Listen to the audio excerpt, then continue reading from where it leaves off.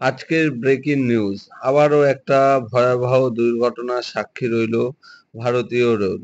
লাইনচ্যুত ডিব্রুগড় এক্সপ্রেস। উত্তরপ্রদেশের গোন্ডায় ট্রেনটির দুর্ঘটনা ঘটে। লাইনচ্যুত হয় ডিব্রুগড় এক্সপ্রেস। গুয়াহাটি থেকে ট্রেনটা উত্তরপ্রদেশ হয়ে যাওয়ার কথা ছিল। বিশেষ করে এসি কোচগুলোতে বেশি করে ক্ষতিগ্রস্ত হয় লোকজন।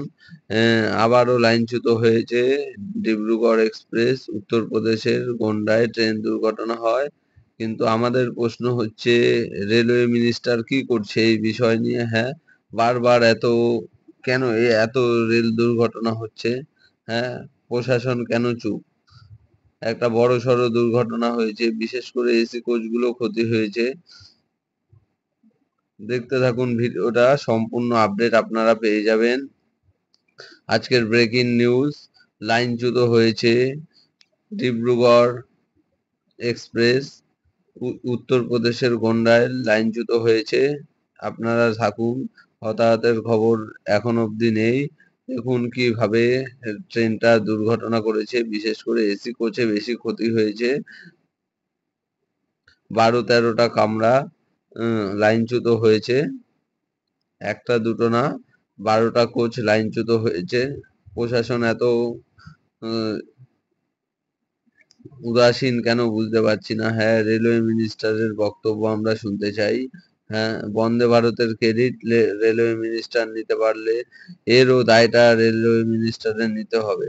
কেন বারবার এরকম ঘটনা ঘটবে? এর আগে ঘটলো ওয়েস্ট বেঙ্গলে, তারপরে ইউপিতে। কেন বারবার এরকম ঘটনা ঘটবে? হ্যাঁ, বারবার লাইনচ্যুত হবে, এসে হবে। তাহলে গাফিলতিটা কার? সাধারণ মানুষের সেফটি সিকিউরিটির দায়িত্ব কার? সঙ্গে থাকুন আপনারা, আমাদের এই প্রতিবেদনের সঙ্গে থাকুন। আজকের breaking news, big breaking news বলতে পারেন বন্ধুরা। একদম একদম বিগ ব্রেকিং নিউজ। সঙ্গে থাকুন, সঙ্গে থাকুন, সঙ্গে থাকুন, সঙ্গে থাকুন।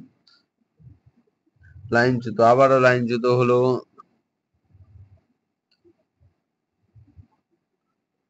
ডিব্রুগড় ডিব্রুগড় পাঞ্জাব ট্রেন। সবাই দেখতে থাকুন ভিডিওটা।